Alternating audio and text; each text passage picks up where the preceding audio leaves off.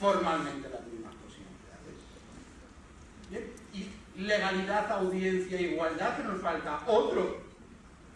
Esto ya lo podríamos llamar, si somos naturalistas, es casi un pecado decir que existe un derecho natural inmanente, que está presente siempre y en todo lugar. No hace falta ser un naturalista, podemos llamarlo derechos. En octubre de 2025, declaro formalmente inaugurados los trabajos del segundo Congreso Internacional del Derecho de la Universidad de Sonora, el mayor de los éxitos.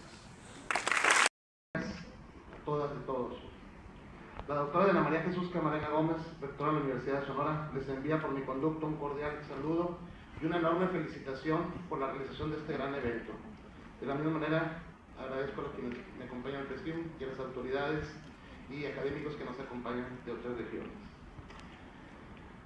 Ya no sé si voy a leer lo que traigo porque me dejaron la vara muy alta los doctores que me precedieron. Entonces, voy a improvisar un poquito porque sí, estoy nervioso por ello. 1968 es un año para conmemorar y a mí me gusta mucho porque es el año que nací, pero que también me tocó estar ahí el 2 de octubre del 68 en Ciudad de México. Y 25 años después, en 1993, estuve en la Plaza de las Tres Culturas el 2 de octubre. Y ha sido de las experiencias más intensas que he vivido en toda mi vida, que es algo larga. Entonces, si algún día tienen la oportunidad, es impresionante la magnitud de las actividades que se llevan a cabo en la Plaza de las Tres Culturas. Bueno, voy a leer lo que traigo, pero me dejaron muy incómodo.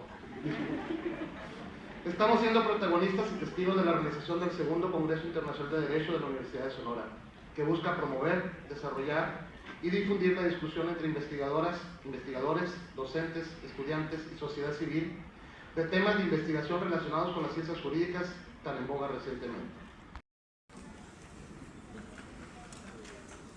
Fue un 2 de octubre de 1968, un día que permanece grabado en la memoria colectiva de México, no solo por lo que ocurrió en la Plaza de las Tres Culturas. Me refiero a la masacre o matanza de Tlatelolco, porque desde entonces el derecho dejó de ser únicamente un conjunto de normas y comenzó a ser también una exigencia moral, la exigencia de memoria, justicia y dignidad, porque el 2 de octubre no se olvida, no por nostalgia, sino por compromiso con la verdad y con la dignidad humana. Hoy, 56 años después, esa misma exigencia nos reúne aquí. Con la venia del presidio, distinguidas autoridades universitarias, invitados especiales, colegas académicos, investigadores y profesionales del derecho, y sobre todo, estudiantes. Es un honor y un privilegio darles la más cordial bienvenida al segundo Congreso Internacional de Derecho de la Universidad de Sonora, con sede en Hermosillo. Este encuentro nace de una convicción compartida, que el conocimiento jurídico tiene el poder de transformar realidades, de tender puentes entre sociedades y de construir un mundo más justo. Este Congreso ha sido concebido como un foro dinámico, plural y profundamente humano, un espacio donde confluyen ideas, generaciones y visiones. Bueno, pues aquí estamos en uno de los cruceros más importantes de aquí de Hermosillo, donde está ya la universidad. Vamos para allá.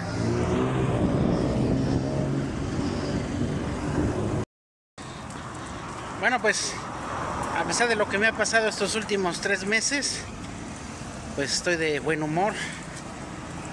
Ayer llegamos aquí a la ciudad de Hermosillo. Por la noche, el aeropuerto pues muy tranquila la llegada. Y ahorita desayunamos en el hotel La Finca, que está muy cerca aquí de la universidad. Realmente se llega caminando. Nos vamos a dirigir al Departamento de Derecho de la Universidad de Sonora, donde haremos el registro de asistencia y además para preparar nuestra ponencia del día de hoy, donde pues vamos a hablar del fracaso del sistema penal acusatorio, un pendiente de justicia, tanto el resumen como la ponencia ampliada, la cual compartiremos más adelante. Y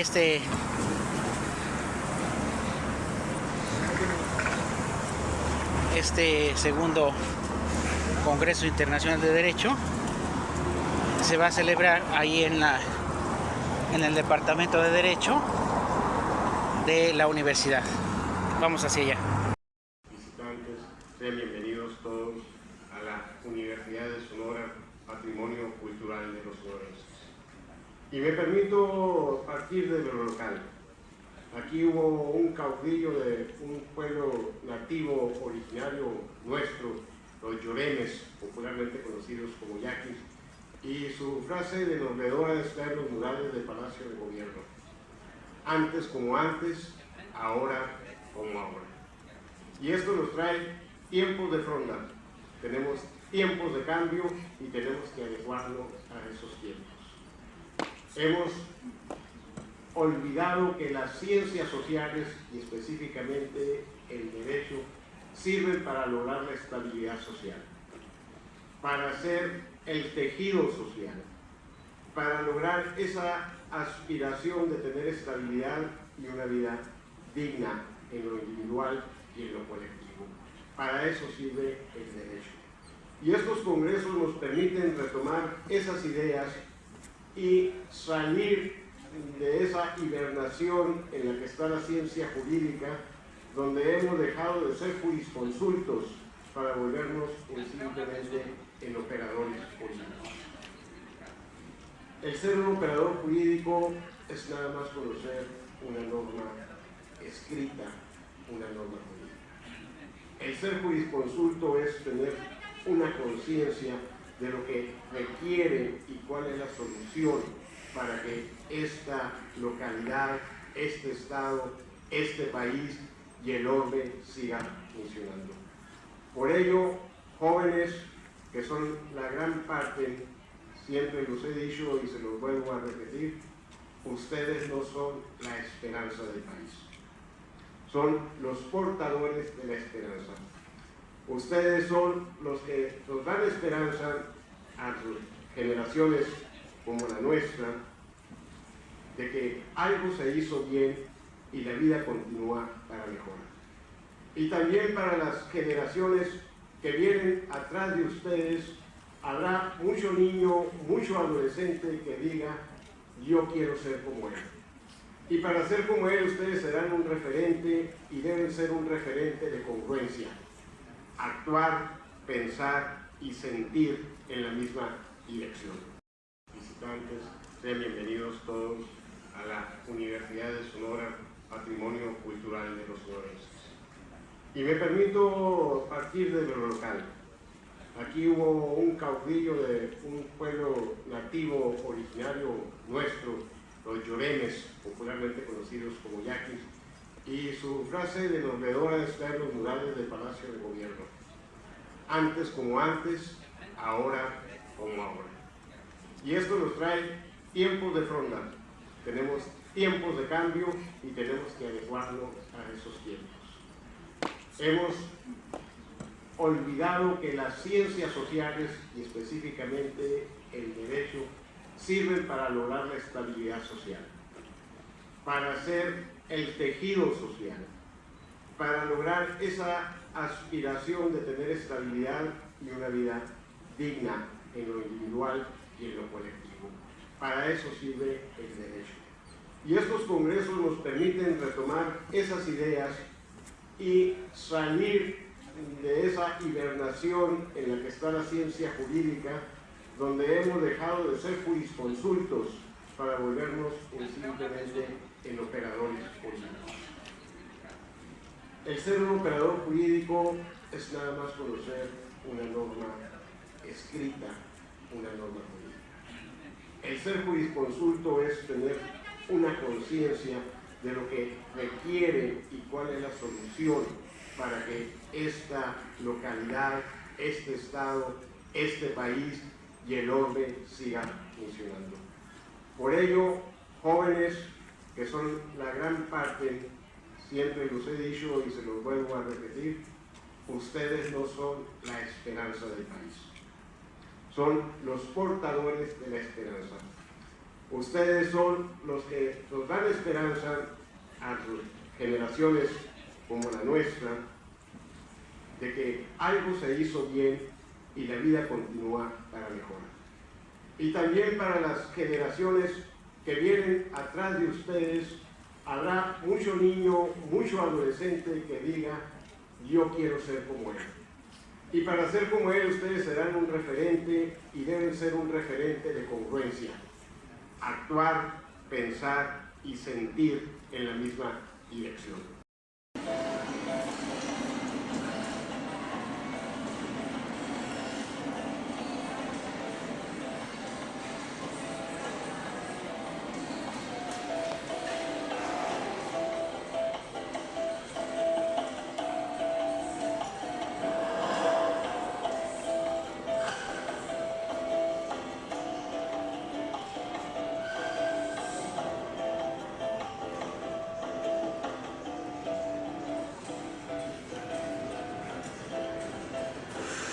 Su bebida estará lista en 3, 2, 1. Buen provecho.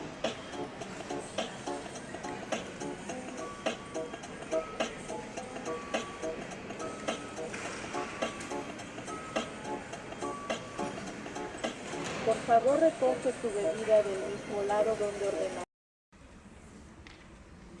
¿Para qué? Vamos a ser militaristas. Nosotros tenemos otra cultura, basada en la justicia, basada en la verdad. Porque claro, es que son tantas cosas las que hay que decir. ¿Cuáles son los rasgos distintivos de un proceso penal? Debieran ser basados en el principio de legalidad y en el principio de oficialidad. ¿Cuáles son los rasgos distintivos? Pues varios. Que se puede actuar de oficio, que el objeto del proceso no lo delimita acticio, lo delimita el hecho de homicidio. Lo que haya pasado, el homicidio, el asesinato, el robo, o la defraudación a Hacienda, ese es el objeto del proceso, no lo que diga Ticio en su demanda, lo que haya pasado. Otro elemento es la indisponibilidad, es decir, yo no puedo perdonar, o sí puedo perdonar, pero eso no significa que el proceso termine. Yo me puedo separar del proceso, pero para eso está el Ministerio Público, que seguir adelante. Y lo más importante desde mi punto de vista, en este momento, las pruebas que se practican en ese proceso, las pruebas deben servir para verificar lo que se denomina la verdad material en contraposición a la verdad formal del proceso civil. ¿Qué es la verdad material? Lo que ha pasado. Lo que tiene que hacer el Estado es reconstruir los hechos tal y como han sucedido, no como las partes quieren decirle al juez que han sucedido. Para eso está el proceso civil. Si en un proceso civil Ticio y Cayo están de acuerdo en que tal día, a tal hora han firmado un contrato de compraventa, aunque no se haya firmado ese día, va a misa. El juez debe tener como cierto que el contrato se ha celebrado cuando las partes están de acuerdo en que se ha celebrado. Eso no debiera suceder en el proceso penal. Pero eso está en el orden del día. ¿Qué es lo que hacen habitualmente los fiscales y los abogados defensores? Pues contar una historia al juez, que muchas veces no tiene mucho que ver con la realidad, con lo que ha pasado. ¿Por qué? Porque si no, no encajaría en el tipo penal más rebajado, que a su vez conlleva una imposición de una pena inferior a la utilitarista que les va, define a nuestros queridos amigos de los Estados Unidos del norte, porque esto también son los Estados Unidos. Todo esto viene de arriba y les va muy bien. La sanción es el factor preponderante para que podamos avanzar en esto. que haya sanciones reales a todos por igual.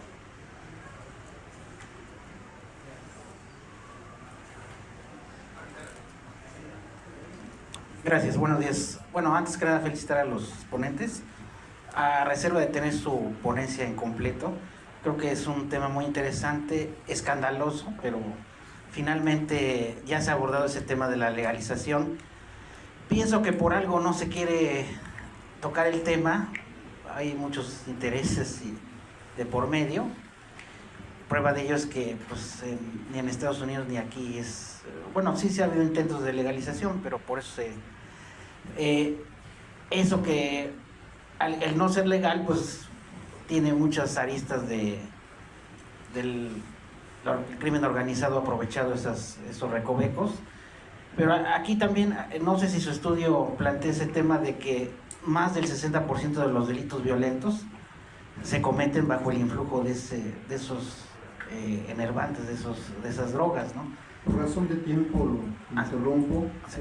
¿Puede hacer la pregunta concreta? Sí, aquí no sé si ustedes tengan en consideración esa problemática de que muchos de los delitos se cometen bajo el influjo de esas drogas, y sobre todo porque el tema del consumo es algo que no se ha podido controlar y que ha provocado mucho del problema que tenemos actualmente. Gracias. Bueno, yo puedo comentar una cuestión, salvo otra cuestión que quiera comentar mi compañero docente. La cannabis no creo que sea problema. Otro tipo de drogas es donde sí se cometen delitos, porque está científicamente comprobado que al contrario, en muchos casos te da para abajo y no tienes ni chance de cometer algún delito como tal. Si no es, de ese tema estábamos hablando la semana pasada en clase, recuerdan, compañeros alumnos, mis alumnos aquí de Nogales, y por ese lado sí sería. En otros tipos de drogas le doy la razón 1000%, ¿no? Pero aquí, volviendo al tema principal, es una disyuntiva en lo que es la marihuana o cannabis. ¿Quieres agregar algo? Les agradecemos a los ponentes muchísimo. Por ejemplo, de que lo hicieran como tal y que atacaran a esos grupos, como lo que dijo Gael ahorita, que bueno, si te estoy dando chance que lo vendes legal y otras personas lo estás vendiendo legal, es parte de la corrupción. Pues si no lo sancionas, no va a haber ese apoyo. Pero a la vez también le doy la razón a usted. Si desde casa sabemos que tú fumas vape, que haces eso y no hablas, porque es muy amplio, pero pues obviamente nomás tenemos 10 minutos, por lo tanto agradezco de su atención y de la participación de todos ustedes. Muchas gracias y que tengan excelente día. Muchísimas gracias. Iniciamos la etapa de preguntas y respuestas. Tienen 5 minutos. ¿Para Ariel o para su servidor? Cualquiera, ok. ¿Qué empiece? Bueno, por acá. Mi pregunta es general para los dos. Si se estima que en México el 40% de la comercialización, o bueno, en sí el PIB nacional, el 40% está involucrado en el narcotráfico, ¿qué tanta beneficio podría tener hacer una legalización de las drogas? Ya que es un comercio que básicamente lo abarca totalmente el narcotráfico, y sabemos que en México, por ejemplo, una gran parte de las cosas... Sin embargo, el postulado del pluralismo jurídico, que no es tan reciente, ya lleva algo en la historia del pensamiento jurídico. Sin embargo, el postulado del pluralismo jurídico, que no es tan reciente, ya lleva algo en la historia del pensamiento jurídico, del derecho, que siempre se nos lleva en... Y uno de ellos es el dictado de una sentencia en un procedimiento abreviado. Sin embargo, para el dictado de este procedimiento abreviado nos pide un requisito muy importante y de gran relevancia. Ustedes, como futuros abogados, deberán entender, incluso deberán trabajar en ese tema para hacer alguna reforma al respecto. Uno de los requisitos esenciales para el procedimiento abreviado es que la persona imputada admita su responsabilidad en la participación y comisión del hecho delictivo. Es un requisito de suma importancia. Pero ¿qué pasa? ¿Qué pasa cuando una persona que no ha cometido el hecho delictivo confiesa ante la autoridad judicial para acceder a un procedimiento abreviado? Es decir, estamos ante una confesión. ¿Me explico? Pero hablamos de una falsa confesión. ¿Y por qué la gente confiesa? No porque hayan cometido el hecho con la apariencia de delito, sino que esa confesión es un requisito indispensable para acudir a un procedimiento abreviado. Como el tiempo es muy breve, les diré un ejemplo muy claro de un asunto que llevé hace aproximadamente 2 meses. Me hablan de la ciudad de Caborca, Sonora. Habían cateado un domicilio, un menor en el domicilio, 2 mayores, el padre, una niña de 18 o 19 años y un menor de edad. Catean el domicilio, encuentran aproximadamente 15 armas de fuego, se los traen hogares al control de detención.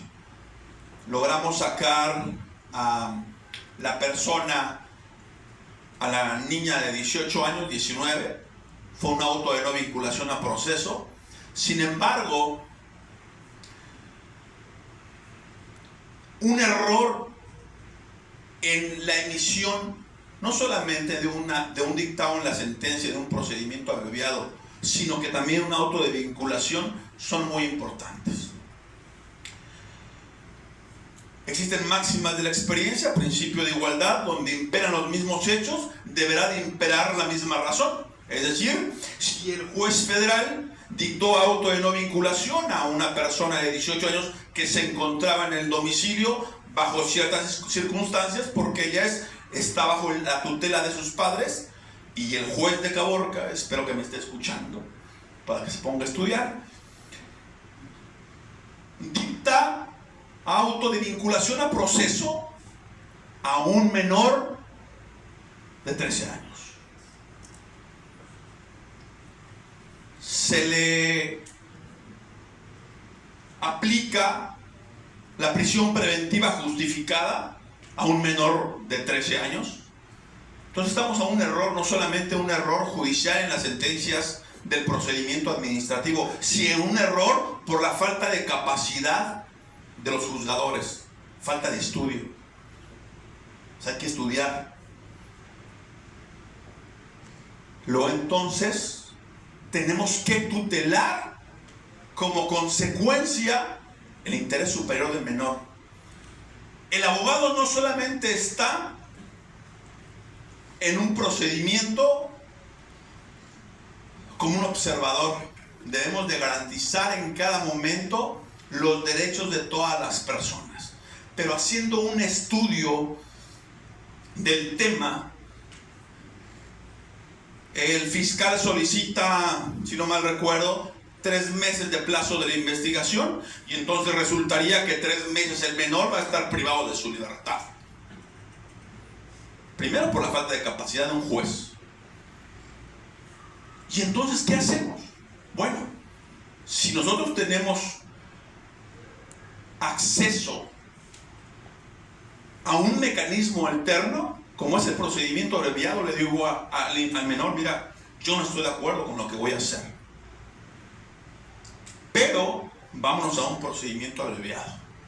¿Y cuál es el procedimiento abreviado? El menor tuvo que confesar: sí, yo cometí el hecho con apariencia de delito y tenía las 14 armas. Y entonces el juez, bajo esa confesión, dicta una sentencia condenatoria a un menor de 13 años en un procedimiento abreviado. Como consecuencia de esto se da un error judicial. ¿Qué es un error? A final de cuentas, algo no acertado. 1, por falta de información que den los policías. 2, por falta de capacidad del abogado, que no sepa interrogar o contrainterrogar, o hacer ejercicio de contradicción, o no tener la suficiente capacidad para tener estructurado un buen argumento. Pero lo más preocupante es una falsa confesión porque me conviene. Me voy al procedimiento abreviado y inmediatamente sale el menor.